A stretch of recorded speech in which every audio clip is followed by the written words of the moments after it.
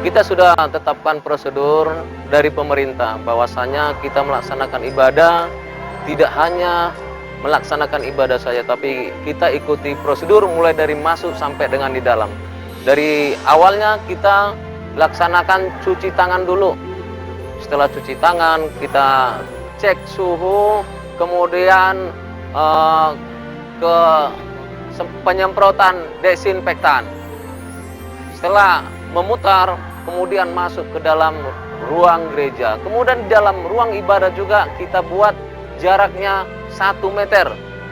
Tidak terlalu dekat demi keamanan untuk melaksanakan ibadah. Kami kira itu. Terima kasih atas kesempatan ini. Kami dari keluarga besar GBI mengucapkan selamat merayakan hari kenaikan Isa Al-Masih. Salam.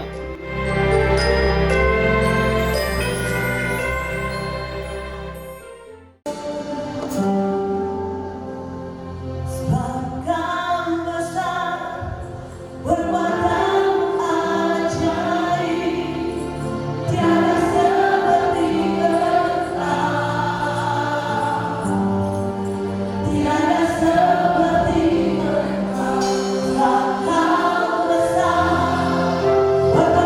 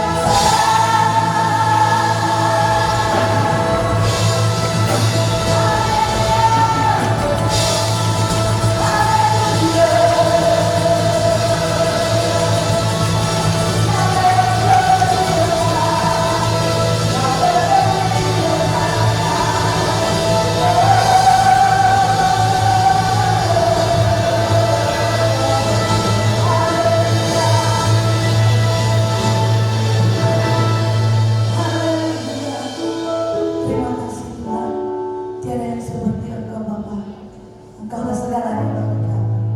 Terima kasih Bapa, kami akan bersuka cita meninggikan Engkau. Mari Tuhan, yang siap bersorak-sorai bersama-sama kita katakan, Amin. Haleluya. Haleluya. Kerahkanlah kekuatan-Mu ya Allah. Mari bertepuk tangan bagi Tuhan. Kita bersiap.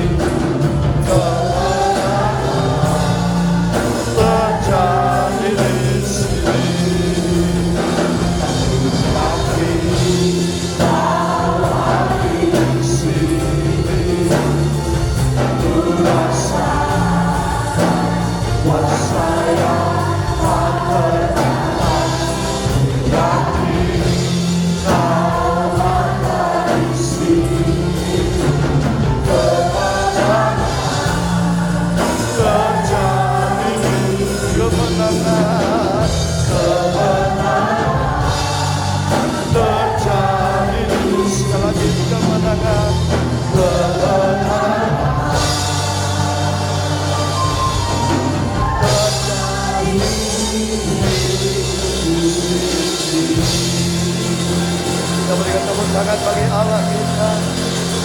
Haleluya, haleluya, haleluya.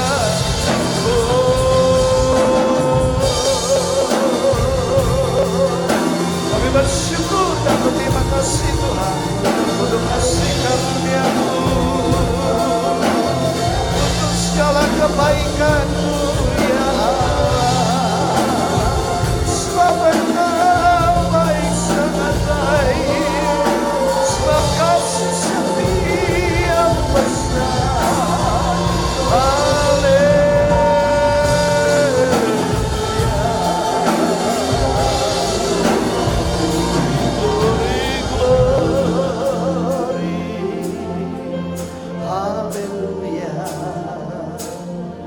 Kami bersyukur pada pagi menjelang siang hari ini Tuhan.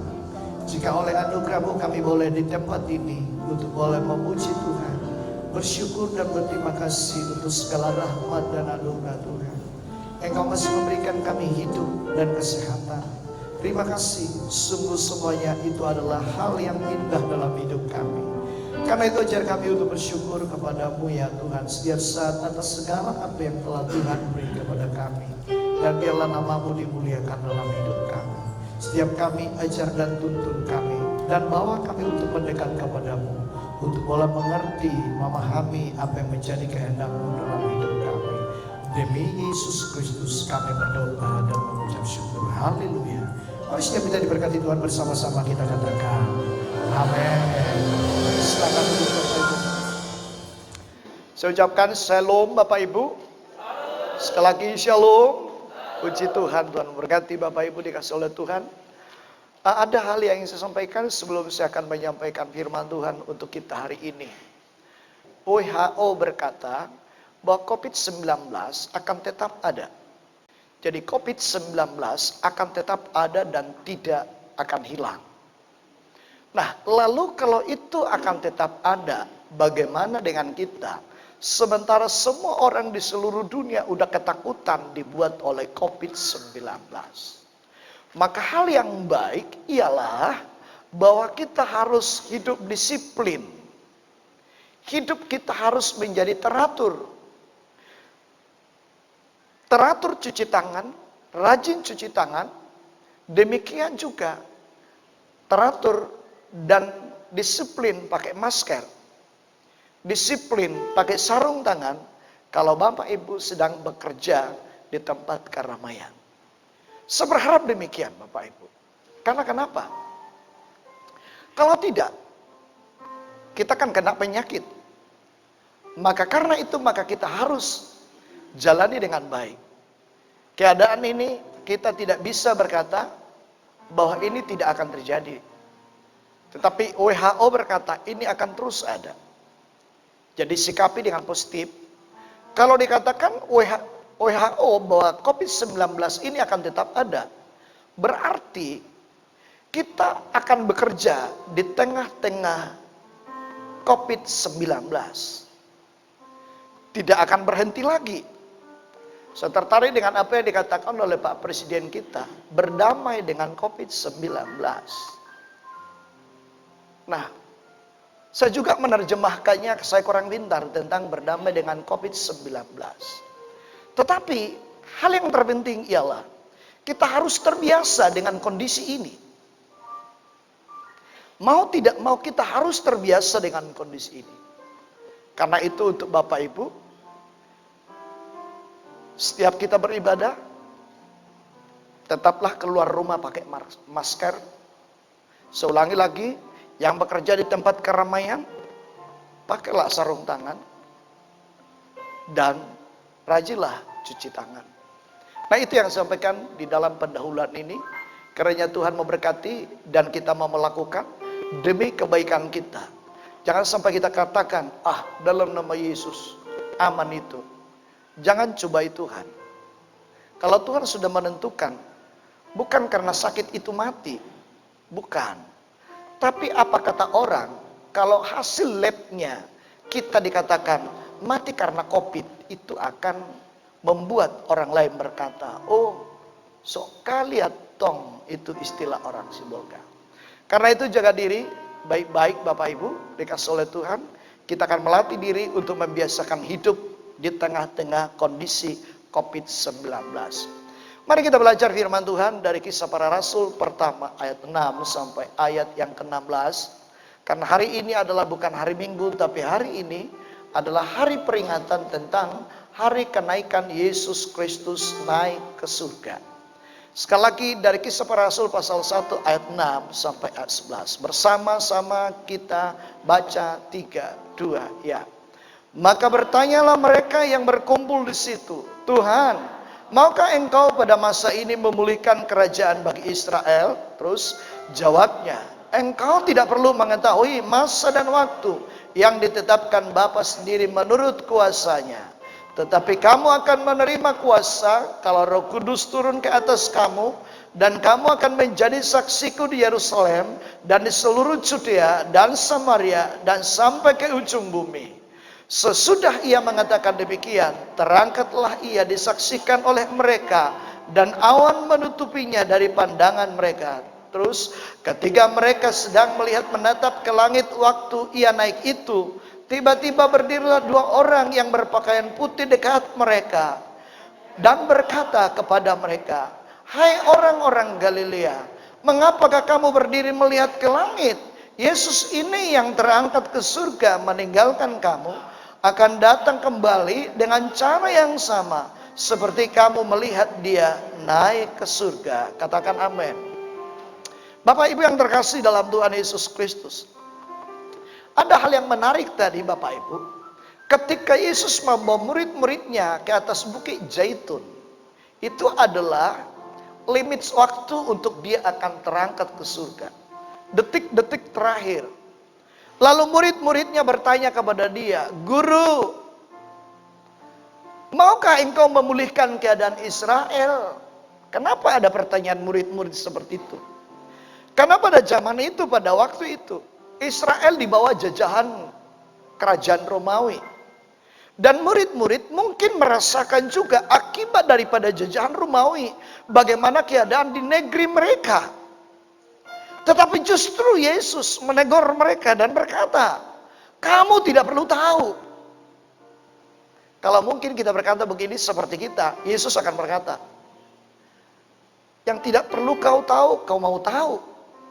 Yang sudah diberitahukan kepadamu, kau tidak mau tahu. Demikianlah murid-murid Yesus itu. Lalu Yesus berkata kepada mereka, kamu tidak perlu tahu tentang itu. Dan itu bukan urusanmu. Tetapi kamu akan menerima kuasa kalau Roh Kudus turun ke atas kamu. Dan kamu akan menjadi saksiku di Yerusalem, seluruh Judea, Samaria, dan sampai ke ujung bumi.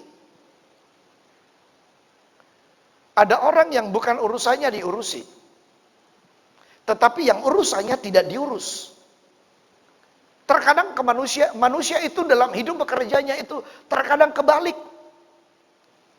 Nah Bapak Ibu, namun Yesus menegur murid-muridnya dan berkata, bukan itu urusanmu. Tetapi kamu akan menerima kuasa kalau Roh Kudus turun ke atas kamu. Dan kamu akan menjadi saksiku di Yerusalem, Judea, Samaria, dan sampai ke ujung bumi. Jadi Yesus seolah-olah berkata begini, kamu bukan untuk membangun pemerintahan. Dan kita melayani bukan untuk membangun kerajaan. Tetapi kita adalah untuk membawa orang kepada kebenaran. Sebab sudah ada orang yang ditentukan oleh Allah. Siapa yang akan ada di bagian pemerintahan itu. Dan siapa yang akan di bagian dalam pelayanan. Saya dan kamulah yang akan dalam bagian pelayanan. Sementara orang yang ada dalam pemerintahan itu sudah ditetapkan oleh Bapa di surga.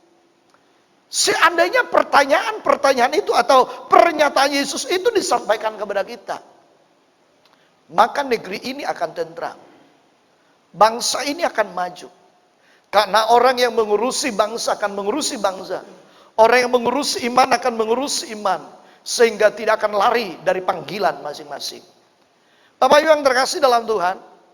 Lalu Yesus berkata, tetapi kamu akan menerima kuasa. Jadi Yesus bicara fokusnya kepada murid-muridnya. Yang kamu harus miliki ialah kuasa. Kuasa untuk bersaksi. Mengapa dibutuhkan kuasa untuk bersaksi? Ada orang berkata, khotbah itu kan hanya sekedar berbicara. Kalau dia pintar berkata-kata kan sudah cukup. Enggak. Kalau hanya berbicara itu hanya ilmu pengetahuan. Tetapi sebenarnya berkhotbah itu bukan hanya ilmu pengetahuan. Berkhotbah itu menyampaikan firman Tuhan itu dan bersaksi itu berbicara tentang kuasa. Sebab kalau penyampaian tidak ada kuasa, maka tidak akan ada membuat perubahan dalam hidup orang yang mendengarkannya. Maka kan sama itu dengan sebuah ilmu pengetahuan dan tidak beda dengan mata kuliah. Bapak Ibu, lalu Yesus berkata, kamu akan menerima kuasa. Kuasa itulah yang penting dalam hidup orang percaya. Untuk boleh bertahan hidup, eksis, dan kuat menghadapi segala cobaan, tantangan, persoalan, dan pergumulan hidup. Sebab hidup kita di tengah-tengah dunia ini penuh dengan persoalan, penuh dengan kesusahan, penuh dengan kesukaran, dan pergumulan yang silih berganti. Sama dengan COVID-19 yang sedang kita alami situasinya sampai hari ini. Orang meradang. Orang susah cari makan. Bayangkan, begitu banyak uang negara yang harus dibagi ke masyarakat. Baik itu lewat makanan, lewat itu barang-barang yang dikirim. Untuk apa? Untuk membutuhkan kecukupan bagi orang-orang yang dianggap membutuhkannya. Karena COVID-19. Orang berkata, susah. Beberapa hari yang lalu, saya bicara dengan seorang pengusaha. Lalu berkata, di Jakarta Pak, udah banyak yang tenggelam.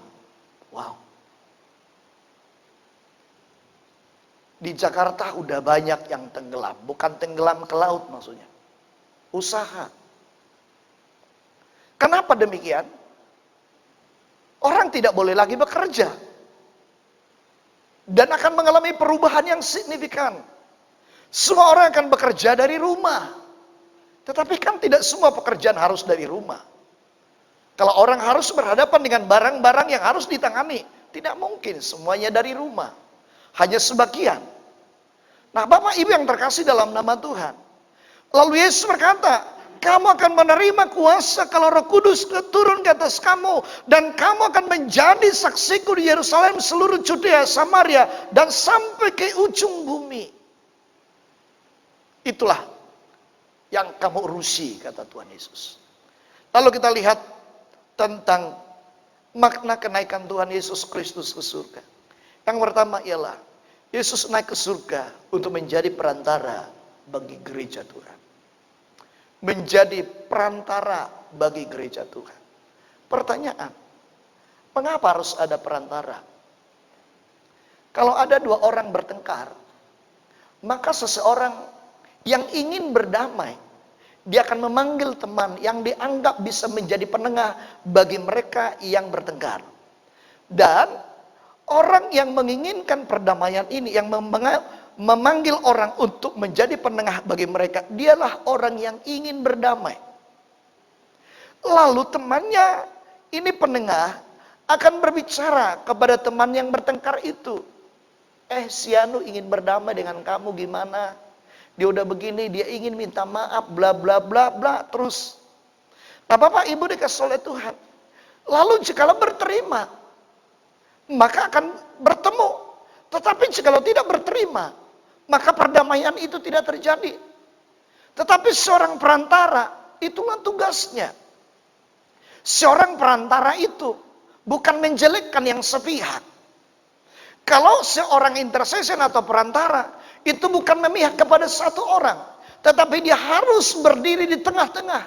Dia harus penengah, dan dia harus konsisten sebagai seorang penengah, dan tidak boleh mengambil keuntungan dari posisi sebagai pendamai. Nah, Bapak Ibu dikasih oleh Tuhan, mengapa manusia membutuhkan pengantara dengan Allah, kepada Allah? Karena manusia sesungguhnya sudah jauh dari Tuhan, sudah meninggalkan Tuhan, dan Tuhan pun sudah meninggalkan umatnya, karena umatnya tidak menunjukkan perilaku dan hidup yang baik dan yang benar. Maka Allah pun berpaling, Allah pun menjauh meninggalkan mereka, dan manusia juga menjauh. Tetapi manusia yang menjauh itu, mereka akan mengalami kesukaran dalam hidup mereka. Dan mereka akan mengalami kesulitan-kesulitan dalam segala hal. Sebab penciptanya sudah meninggalkan dan tidak peduli lagi jika dia rusak. Sebab manusia adalah umat ciptaan Tuhan. Maka yang mengerti tentang bagaimana memperbaiki hidup manusia itu adalah Tuhan sendiri. Dan manusia tidak bisa memperbaiki dirinya sendiri kalau tidak ada campur tangan Tuhan dalam hidupnya. Karena kalau tidak ada campur tangan Tuhan dalam hidup seseorang, maka dia tidak pernah insaf akan dosa dan kesalahannya. Dia tidak pernah menyesalkan segala perbuatan-perbuatan yang menyakitkan orang banyak dan bahkan juga yang merugikan orang banyak. Dia tidak akan pernah menyesal kalau tidak ada campur tangan Allah dalam diri seseorang itu melalui karya Roh Kudus. Bapak Ibu yang terkasih dalam nama Tuhan, siapakah perantara kita kepada Allah? Yesus Kristus. Mengapa? Karena kita berdosa. Kita selalu jatuh bangun dalam dosa. Hampir setiap hari kita melakukan kesalahan atau perbuatan yang tidak diinginkan oleh Tuhan. Baik itu dengan perkataan, sikap dan perbuatan, melalui pergaulan, dan bahkan hal yang lain yang serupa dengan itu. Lalu Bapak Ibu, hidup kita ini menjadi sesuatu yang tidak disukai oleh Allah. Tetapi Yesus menjadi perantara, menjadi juru runding, menjadi pendamai. Maka dia harus mati di Golgota 2000 tahun yang lalu lebih. Yang kita percayai mati dia karena dosa manusia. Untuk menebus manusia dari dosa-dosanya. Menebus manusia dari segala kesalahannya. Menebus manusia dari segala kehidupan yang tidak baik dan yang tidak benar itu. Dan dosa manusia hanya bisa dihapuskan lewat darah Yesus Kristus. Nah, Bapak Ibu yang terkasih dalam Tuhan, siapakah pendakwa kita? Kalau ada perantara atau pembela kita, berarti ada pendakwa. Pendakwa itu adalah iblis. Dia selalu ada di mana-mana. Di gereja pun dia ada. Di kantor pun dia ada. Nah, ketika kita melayani, lalu iblis itu akan mendakwa, karena namanya pun pendakwa. Jadi dia selalu menuduh. Ketika kita ikut melayani, lalu iblis berkata, "Allah, gak sadar kau, baru semalam kau begini." Kan gitu ya. Iblis akan menuduh terus, "Walah, sok-sokan kau, gak sadar kau, baru tadi pagi kau begini." Iblis itu kan selalu mendakwa kita dengan perbuatan-perbuatan yang salah yang kita buat. Dan dia akan selalu menunjukkan, "Kau kan begini, kau kan begini." Namun Bapak Ibu, Yesus menjadi pembela kita. Dan Yesus akan berkata, "Bapa, aku sudah mati bagi mereka. Aku sudah memberikan tubuhku bagi mereka, tebusan mereka. Aku sudah mencurahkan darahku untuk menebus mereka. Dan dosa mereka sudah diampuni." Sama halnya Bapak Ibu.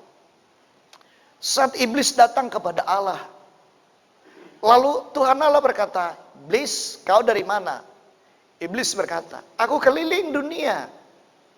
Jadi iblis itu keliling. Dari tempat yang satu ke tempat yang lain. Dan bukan hanya dari tempat ke tempat. Dari hati ke hati, iblis itu pun bisa masuk. Kenapa? Karena dia adalah roh. Dia tidak punya fisik, tapi dia adalah roh. Lalu Tuhan berkata, "Iblis, kau lihat itu hambaku Ayub itu. Dia begitu jujur, setia, takut akan Tuhan, dia saleh." Lalu iblis berkata, "Ya Tuhan, wajar dia saleh. Karena engkau melindunginya. Engkau melindungi anak-anaknya. Engkau mencukupkan apa yang dia perlukan. Dan kekayaannya engkau jagai semuanya." Lalu Tuhan berkata, "Ambil semuanya." Tahu Bapak Ibu? Lalu dalam satu hari disebutkan semuanya habis. Anaknya mati, hartanya habis. Wow. Lalu iblis lagi datang. Lalu Tuhan berkata lagi kepada iblis, "Iblis, gimana kau lihat hambaku Ayub?" "Iya, karena memang dia sehat. Kulit ganti kulit," kata iblis. Lalu Tuhan berkata, "Silahkan jamah dia, tapi nyawanya jangan." Nah, apa yang terjadi Bapak Ibu? Yang ingin saya sampaikan ialah bahwa iblis itu akan selalu mengikuti kita kemanapun kita pergi. Dia akan terus ngekor nuduh kita. Dan dia akan mendakwa. Dia akan menunjukkan rekaman semua perbuatan kita. Itu sebabnya kita tidak bisa melupakan segala kejelekan-kejelekan. Itu sebabnya kita tidak bisa melupakan segala kekurangan-kekurangan orang. Itu sebabnya kita selalu menyalahkan orang lain. Karena kenapa? Iblis yang selalu merekam semua kejelekan-kejelekan itu di hadapan kita. Nah, Bapak Ibu yang terkasih dalam Tuhan Yesus Kristus. Dalam Roma 8 ayat yang ke-34. Roma 8 ayat 34. Kita baca bersama 32. Ya. Kristus Yesus yang telah mati, bahkan lebih lagi, yang telah bangkit, yang juga duduk di sebelah kanan Allah, yang malah menjadi pembela bagi kita. Pembela bagi kita. Saya ulangi Bapak Ibu, dia duduk di sebelah kanan Allah Bapa untuk membela kita di hadapan Tuhan. Jadi kalau bukan karena pembelaan Tuhan, kita ini sudah hangus, sudah binasa, sudah habis. Tapi karena Yesus selalu ada membela kita di sana. Mengapa harus kita dibela? Karena dia udah mati bagi kita. Karena dia sayang kita, dia mengasihi kita, dia mencintai kita. Dia tebus kita dengan tubuh dan darahnya yang kudus. Dia berikan segalanya bagi kita. Agar kita tidak mati dalam kebinasaan. Tetapi supaya hidup dalam keselamatan. Dosa masa lalu, mau dosa hari ini, dosa yang akan datang, itu sudah lebih dahulu diselesaikan oleh Tuhan Yesus. Namun jangan salah. Jangan katakan sekali selamat, selamanya untuk selamat. Keselamatan itu harus dijaga. Dengan perbuatan yang baik dan benar. Jangan kita berkata, Yesus sudah mati bagiku. maka kita tabrak segala aturan dan kita melanggar hal-hal yang benar dan kita berbuat yang salah. Tidak boleh. Keselamatan harus dijaga. Keselamatan itu harus dipelihara, berjuang. Jangan sampai keselamatan kita itu hilang. Jangan sampai keselamatan kita itu lenyap oleh karena sesuatu hal. Bapak Ibu yang terkasih dalam Tuhan Yesus Kristus, Dia memperhatikan hidup kita. Dia memperhatikan kepentingan kita. Pada masa-masa yang sulit dan masa yang sukar. Masa-masa yang tidak mungkin kita dapat bisa mengerti dan memahami. Tetapi Dia cukup mengerti dan memahami kehidupan kita. Katakan amin. Halo, katakan amin. Bapak Ibu dikasih oleh Tuhan. Suamimu belum tentu memahami engkau 100%. Dicintainya ibu-ibu. Yakinkah Anda bahwa suamimu bisa memahamimu 100%? Tidak. Kalau ada istri bilang, aku yakin. Cuma karena rada-rada takut itu. Tidak yakin. Para suami, yakinkah bapak-bapak, istrimu memahamimu 100%? Tidak. Kalau seandainya dipahami, maka dia tidak akan marah melulu. Kalau dia memahamimu, maka dia tidak akan menyakiti engkau. Dia tidak akan maki-maki engkau. Dia tidak akan menjelek-jelekan engkau. Kenapa? Karena dia memang tidak memahamimu. Bapak Ibu dikasih oleh Yesus Kristus. Lihat bersama-sama dalam hidup kita ini. Sekali lagi, siapakah yang memahami kita? Hanya satu, yaitu Yesus Kristus. Katakan amin. Katakan amin. Hanya Yesus. Saya pun tidak bisa memahami Bapak Ibu Saudara. Saya pun tidak bisa memahamimu. Tetapi hanya Yesus yang bisa memahami diri kita sendiri Bapak Ibu. Saudaraku yang terkasih dalam Yesus Kristus. Lihat diri kita ini Bapak Ibu. Bagaimana kita untuk berjalan dalam kasih karunia Allah. Mari kita perhatikan bersama-sama. Yang kedua, Yesus naik ke surga supaya Roh Kudus diutus ke dunia. Untuk apa? Untuk menyertai kita. Amin. Untuk menyertai kita. Karena kita sering kesepian. Yang istri pun kan kesepian. Walaupun suami ada, tetap kesepian. Walaupun ada anak-anak, tetap kesepian. Suami pun masih tetap kesepian. Tapi Roh Kudus diutus oleh Tuhan untuk menyertai kita senantiasa. Menyertai kita senantiasa. Karena itu Bapak Ibu dalam Yohanes 16 ayat 7-8. Yohanes 16 ayat 7-8. Kita baca bersama-sama 3, 2 ya. Namun benar yang kukatakan ini kepadamu adalah lebih berguna bagi kamu jika aku pergi. Sebab jikalau aku tidak pergi, penghibur itu tidak akan datang kepadamu. Tetapi jikalau aku pergi, aku akan mengutus dia kepadamu. Terus, dan kalau ia datang, ia akan mengisapkan dunia akan dosa, kebenaran dan penghakiman. Ayat 9. Oke. Mengisapkan dunia akan dosa. Nah Bapak Ibu dikasih oleh Tuhan Yesus Kristus. Lihat bersama-sama. Sebab Roh Kudus itu untuk ngapain?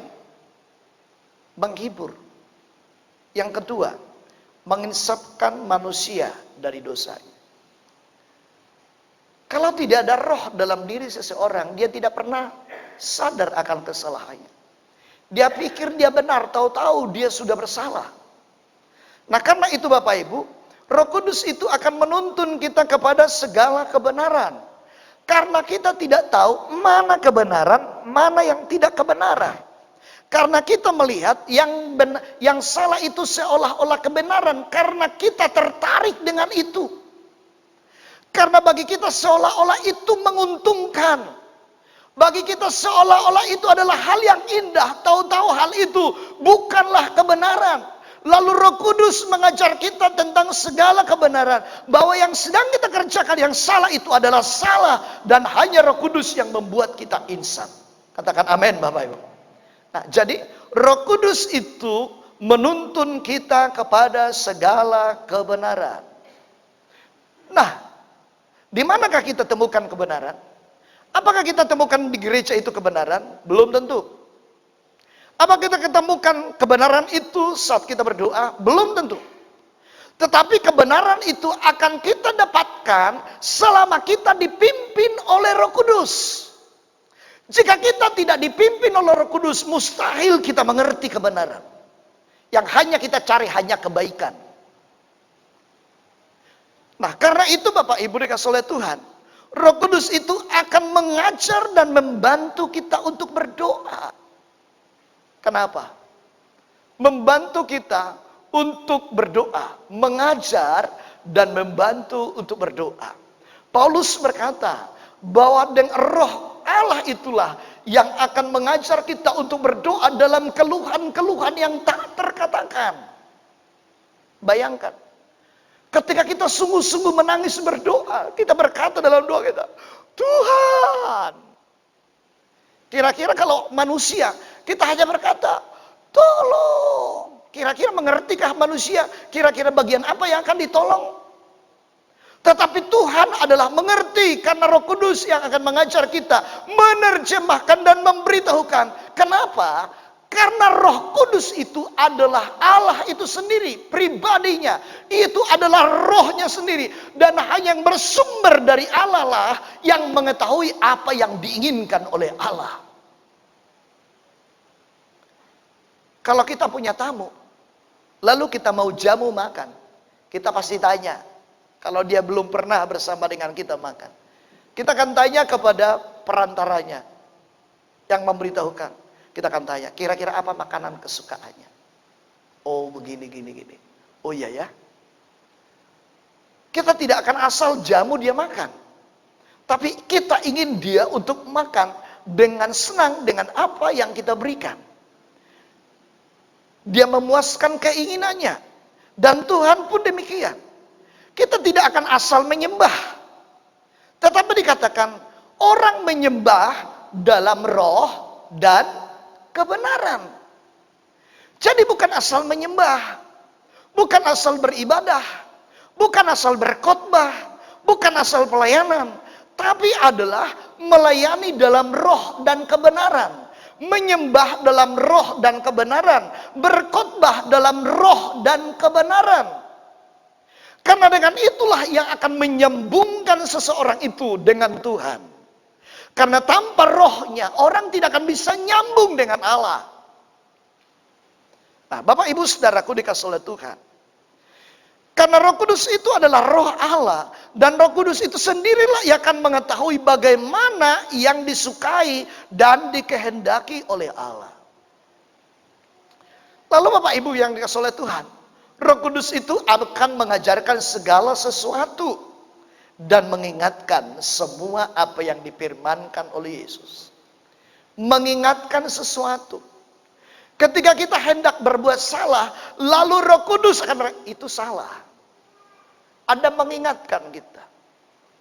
Kalau Roh Kudus tidak ada mengingatkan kita, maka yang salah itu pun kita telan. Kenapa? Karena tidak ada Roh Kudus yang ingatkan kita. Maka Roh Kudus itu mengingatkan kita, menyatakan dan mengisapkan bahwa itu adalah hal yang salah. Nah, karena itu Bapak Ibu Saudaraku dikasih oleh Yesus Kristus. Dalam Yohanes 14 ayat 26. Yohanes 14 ayat 26. Iya. Yohanes 14:26 bersama 32 ya. Tetapi penghibur yaitu Roh Kudus yang akan diutus oleh Bapa dalam namaku. Dialah yang akan mengajarkan segala sesuatu kepadamu dan akan mengingatkan kamu akan semua yang telah aku katakan kepadamu. Roh Kudus itu mengingatkan kita. Roh Kudus itu akan mengingatkan kita berdoa. Roh Kudus itu mengingatkan kita agar kita melakukan apa yang benar. Bapak Ibu yang dikasih oleh Tuhan Yesus Kristus. Roh Kudus itu akan memberi keberanian untuk bersaksi. Tadi saya sudah singgung di awal. Jadi Roh Kudus itu bukan untuk membawa kita untuk santai kayak linglung yang kena narkoba. Tapi Roh Kudus itu akan membawa kita, memberi kita keberanian untuk bersaksi.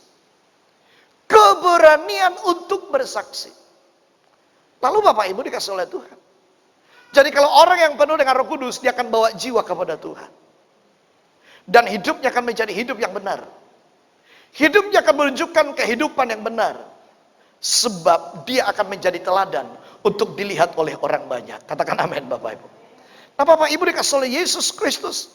Kita tidak hidup dan menjalani kehidupan ini dengan kemampuan kita sendiri. Tetapi Bapak Ibu dikasih oleh Tuhan bahwa kita akan menjalaninya bersama dengan Tuhan. Bukankah kita bernyanyi berkata, bersamamu Bapa, ku lewati semua. Ya, kita lewati semua bersama siapa? Bersama Tuhan.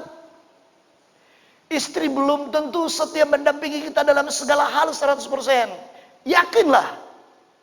Suami pun belum tentu mendampingi kita untuk menjalani segala sesuatu 100%. Yakinlah walaupun dikatakan seia sekata, semati, sehidup, sepenanggungan.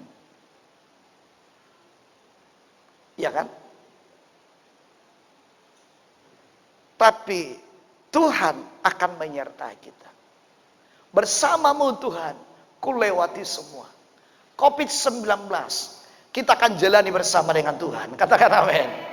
Jalani bersama dengan Tuhan. Tetapi bukan patenteng patontong, bukan. Tetapi ikuti aturan. Karena alam pun punya aturan. Tuhan punya aturan. Kerjakan bagian kita, Tuhan juga akan mengerjakan bagiannya. Karena itu Bapak Ibu dikasih oleh Yesus Kristus. Yang ketiga, Yesus naik ke surga untuk menyediakan tempat dan berjanji akan datang kembali. Yesus naik ke surga dan berjanji akan datang kembali. Katakan amin. Akan datang kembali. Nah, dalam Yohanes 14 ayat 1 sampai ayat yang ketiga. Yohanes 14 ayat 1 sampai ayat yang ketiga. Kita baca bersama 3, 2, ya.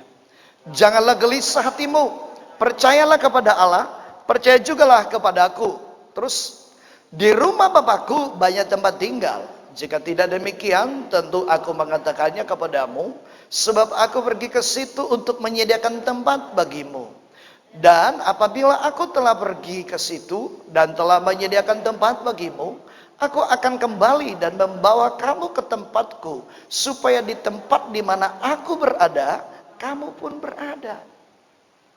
Keinginan Tuhan seperti itu. Tuhan inginkan kita bukan di dunia ini, tapi tujuan Tuhan kita adalah di surga. Amin. Perhatikan baik-baik. Ini adalah tempat sementara. Di dunia adalah sementara. Kita adalah ibarat anak kos, bersama-sama anak kos. Lalu sekali lagi katakan bersama anak kos. Pernahkah Anda jadi anak kos? Kalau kita tidak tertib, kita diusir.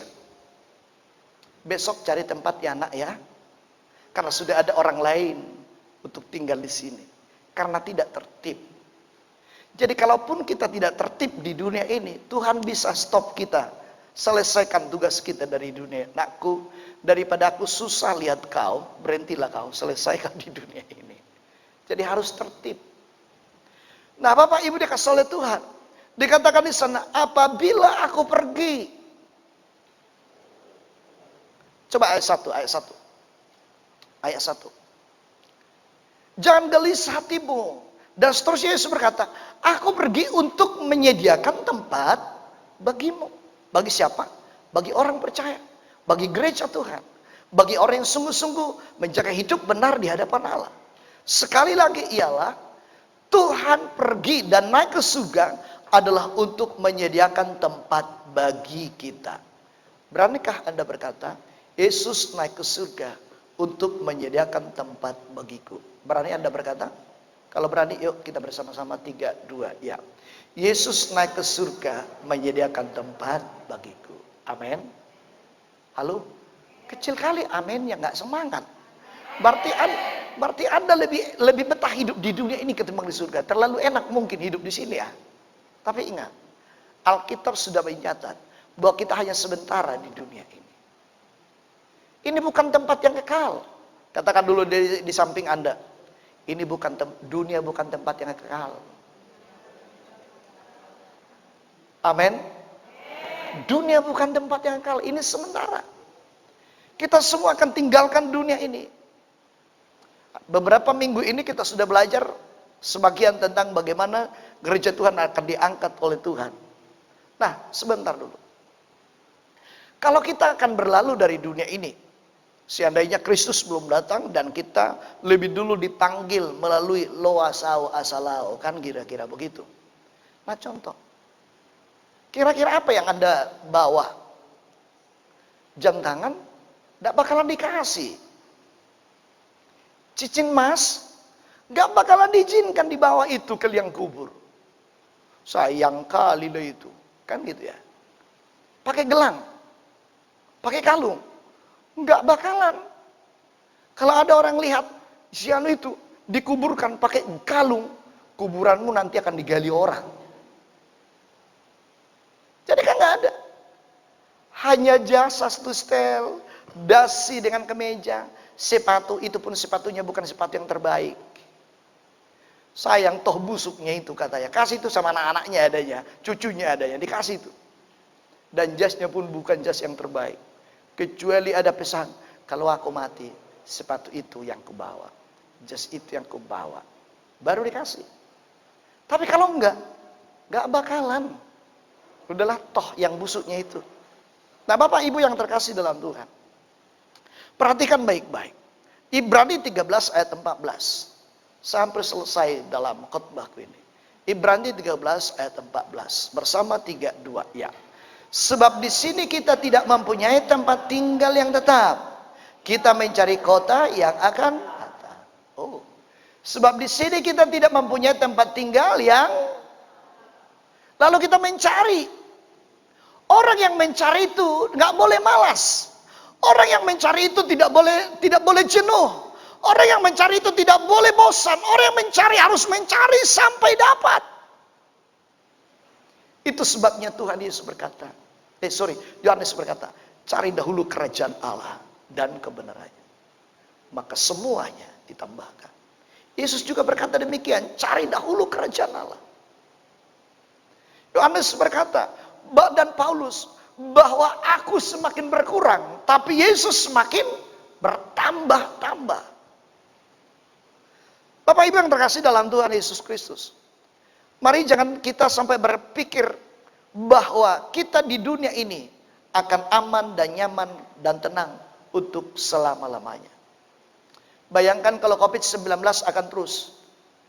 Yang cantik-cantik, separuh wajah cantiknya itu akan tertutup karena masker. Apakah tidak perlu bermakeup? Halo, wanita dulu saya tanya, karena laki-laki tidak mungkin pakai makeup. Apakah tidak perlu bermakeup? Perlu.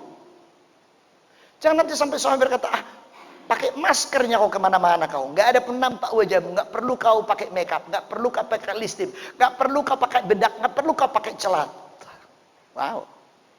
Coba kalau suami Anda berkata demikian, bisa terima nggak? Enggak, bertengkar. Karena kenapa? Kepingin tampil cantik. Karena sekali-sekali masker itu kan harus dibuka supaya nampak yang cantiknya itu.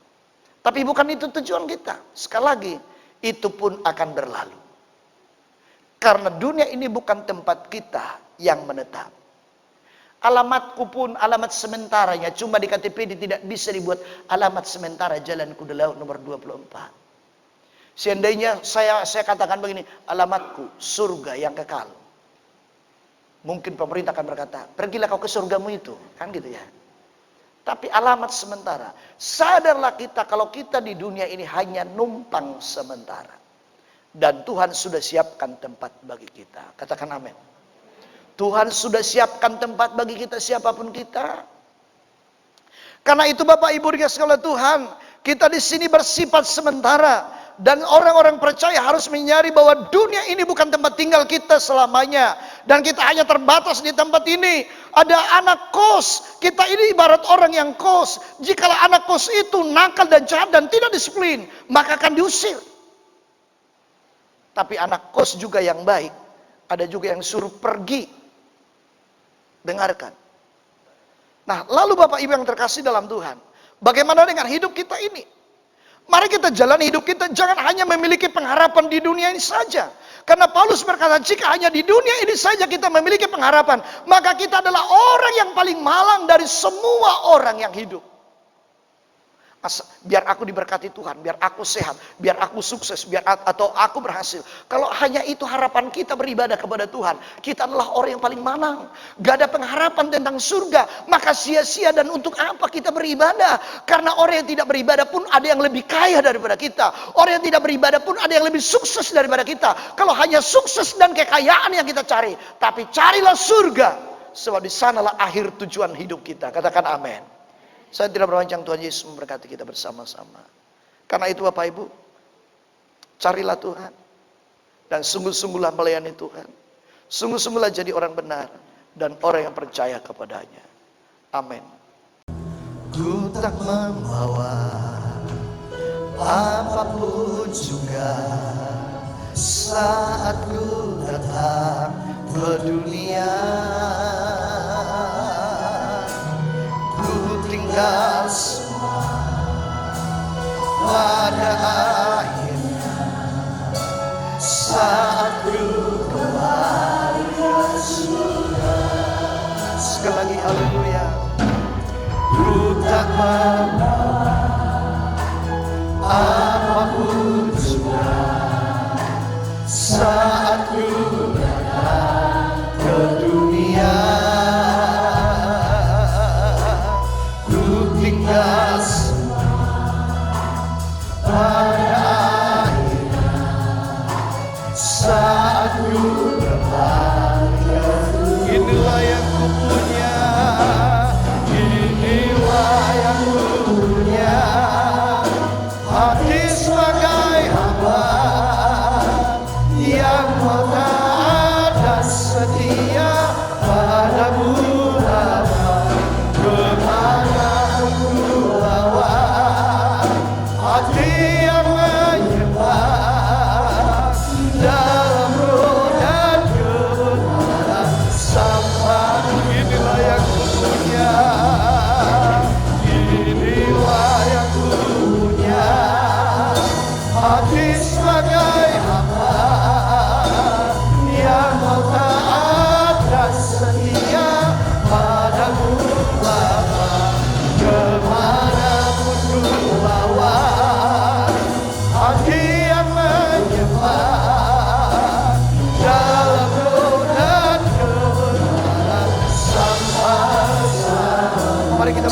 Sama-sama kita nyanyikan dari awal, haleluya. Ku tak membawa apapun juga saat ku datang ke dunia.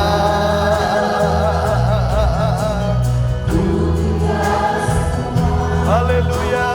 Pada akhirnya saat ku inilah yang ku punya, inilah yang ku punya, hati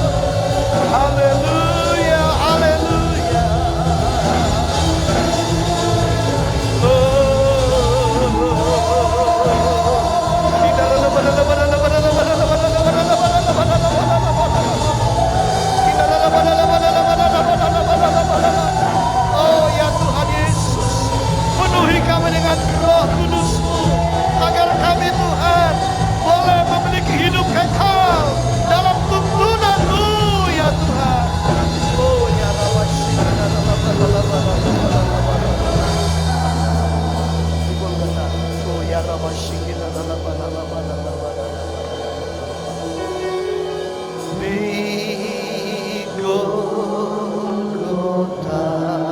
Mari silakan duduk dalam suasana menyembah. Para hamba Tuhan yang melayani berjamaah kudus, saya mohon untuk boleh maju ke depan. Haleluya.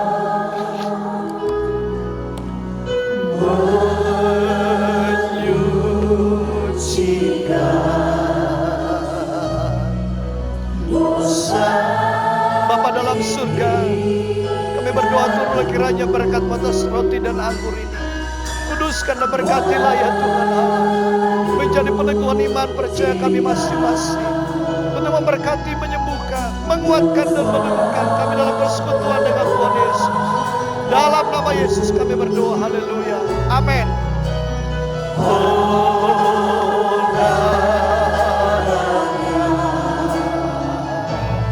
Yang hapuskan dosa, darah Yesus, darah Yesus, hapuskan dosaku, darah Yesus.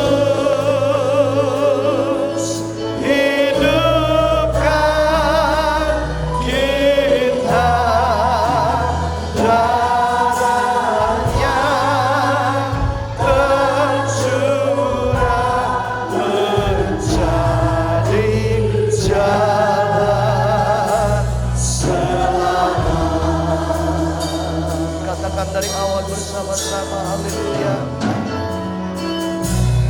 Di Golgota, darah Yesus tumpah, menyucikan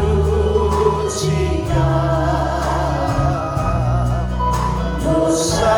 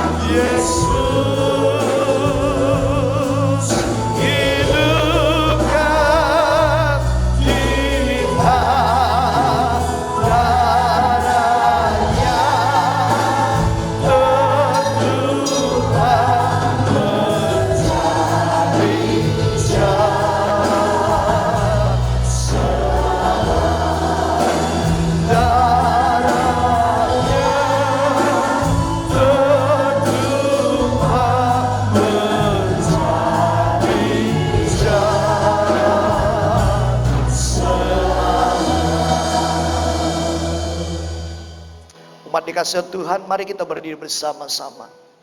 Dan peganglah roti itu di tangan kananmu dan dengarkanlah firman Tuhan. Jadi barang siapa dengan cara yang tidak layak makan roti atau minum cawan Tuhan, ia berbuat dosa terhadap tubuh dan darah Tuhan. Karena itu hendaklah tiap-tiap orang menguji dirinya sendiri, baru sesudah itu ia makan roti dan minum cawan. Karena barang siapa makan dan minum tanpa mengakui tubuh Tuhan, ia mendatangkan hukuman atas dirinya. Sebab apa yang telah kuteruskan kepadamu, telah aku terima dari Tuhan, yaitu bahwa Tuhan Yesus pada malam waktu ia diserahkan, mengambil roti, dan sesudah itu ia mengucap syukur atasnya. Ia memecah-mecahkannya dan berkata, inilah tubuhku yang diserahkan bagi kamu. Perbuatlah ini menjadi peringatan akan aku. Jemaat yang dikasihi oleh Yesus Kristus, apakah kita percaya bahwa roti yang kita pegang ini lambang daripada tubuh Kristus yang sudah dipecahkan dan korbankan untuk pengampunan dosa-dosa kita? Makalah dalam nama Yesus, haleluya.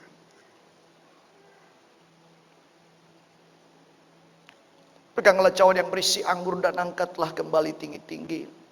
Demikian juga yang mengambil cawan sesudah makan lalu berkata, cawan ini adalah perjanjian baru yang dimeteraikan oleh darahku, perbuatlah ini setiap kali kamu meminumnya menjadi peringatan akan aku. Sebab setiap kali kamu makan roti ini dan minum cawan ini, kamu memberitakan kematian Tuhan sampai ia datang. Umat yang dikasihi oleh Yesus Kristus, apakah kita percaya bahwa anggur dalam cawan ini adalah lambang dari darah Kristus yang sudah dicurahkan untuk pengampunan dan penebusan dosa-dosa kita? Mari minumlah dalam nama Yesus, haleluya. Mari ucapkan syukur bagi Tuhan. Angkatlah kedua tanganmu dan katakan terima kasih. Terima kasih.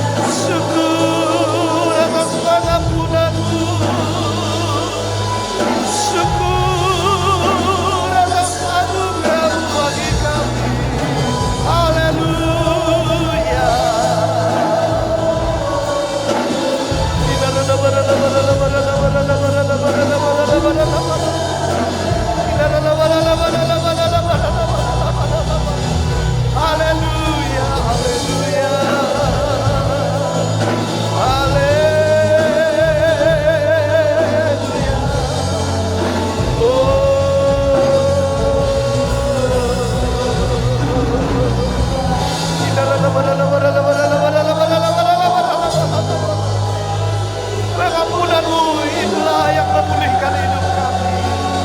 Pengampunanmu itulah yang menyelamatkan kami, ya Tuhan. Melalui pengorbananmu di kayu salib, Engkau mati menebus dosa-dosa kami, agar kami yang berdosa diselamatkan, diampuni, dibenarkan, untuk boleh memiliki pengharapan hidup kekal selamanya di surga bersama dengan Engkau, ya Tuhan. Oh, ya nawasiki,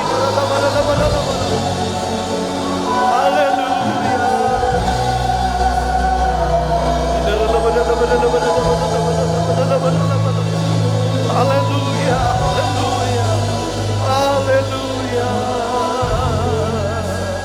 Terima kasih Tuhan, terima kasih.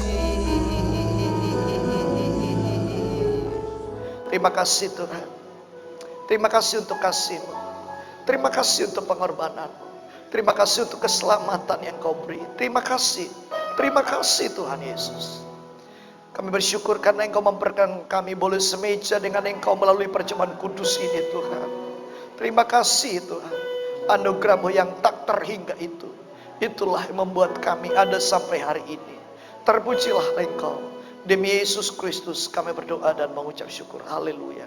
Mari setiap kita diberkati oleh Tuhan, bersama-sama kita katakan Amin. Amin. Silakan duduk Bapak Ibu, Tuhan Yesus memberkati kita sekalian. Sembari kita akan memberikan persembahan. Mari kita berdiri bersama-sama, kita akan akhiri ibadah kita untuk siang hari ini. Bapa, hati kami bersyukur dengan limpahnya, karena pemeliharaan-Mu yang besar, anugerah-Mu yang berlimpah-limpah, dan yang tidak habis-habisnya untuk menyertai melindungi kami setiap hari. Bapakku berdoa Tuhan buat umat-Mu yang hadir beribadah di ibadah sesi yang kedua ini Tuhan. Berkatilah jasmani mereka, kesehatan mereka. Berkatilah Tuhan. Pelihara mereka dalam anugerah-Mu, pelihara mereka dalam kebaikan-Mu. Bapakku berdoa buat mereka, peliharalah keluarga mereka, supaya keluarga mereka menjadi keluarga yang bahagia, keluarga yang mendapatkan perlindungan dan pertolongan daripada Tuhan, sehingga mereka suami istri dan anak-anak mereka akan ada dalam kebahagiaan, karena Tuhan yang menyertai, melindungi, membimbing, menuntun, memelihara mereka ya Tuhan Yesus. Bapakku berdoa, berkatilah usaha dan pekerjaan dan karir mereka. Cukupkanlah apa yang mereka butuhkan ya Tuhan. Karena itulah janji-Mu, Engkau akan memberikan apa yang mereka butuhkan ya Tuhan, sesuai dengan kebutuhan masing-masing. Berkatilah ya Tuhan. Bukakanlah tingkap-tingkap surga-Mu untuk memberkati mereka. Dimuliakan Engkau ya Allah, dimuliakan Engkau ya Tuhan. Kami juga berdoa untuk Sibolga dan Tapalo Tengah. Tuhan, kiranya damai sejahtera-Mu untuk Sibolga dan Tapalo Tengah. Kiranya damai sejahtera-Mu untuk Indonesia. Kiranya damai sejahtera-Mu untuk bangsa-bangsa, khususnya dalam menghadapi COVID-19. Bapa, berkati dan tolong lindungilah umat-Mu, lindungilah bangsa kami, lindungilah penduduk kota ini dan Tapalo Tengah, di dalam nama Yesus Kristus. Karena hanya Engkaulah tempat kami bersandar dan berlindung ya Tuhan. Bapa, ajar juga kami Tuhan untuk hidup disiplin, mendisiplinkan diri dengan hal-hal apa yang harus diikuti dan dilakukan, sehingga Tuhan kami akan menjadi teladan yang baik, teladan dalam kebenaran, teladan apa yang harus kami lakukan bersama-sama, supaya nama-Mu dipermuliakan dalam seluruh hidup kami dan dalam ibadah kami. Terima kasih Tuhan Yesus. Demikian juga Tuhan, sebentar kami akan pulang tinggalkan tempat ini. Aku berdoa dan memohon ya Allah, ulurkanlah tangan-Mu dan berkatilah kami Tuhan, supaya kami pulang membawa berkat-Mu ke tempat kami masing-masing. Haleluya. Cuma dikasih oleh Tuhan, angkatlah kedua tangan-Mu dan terimalah berkat Allah. Anugerah besar dari Allah Bapa di surga, pencipta langit bumi dan segala isinya, serta kasih yang sempurna di dalam Yesus Kristus Tuhan Juru Selamat kita, dan penyerta Roh Kudus itulah yang akan menyertai, melindungi, membimbing, menuntun, memelihara kita hari ini, esok, bahkan sampai selama-lamanya. Mari setiap kita diberkati oleh Tuhan, bersama-sama kita nyanyikan.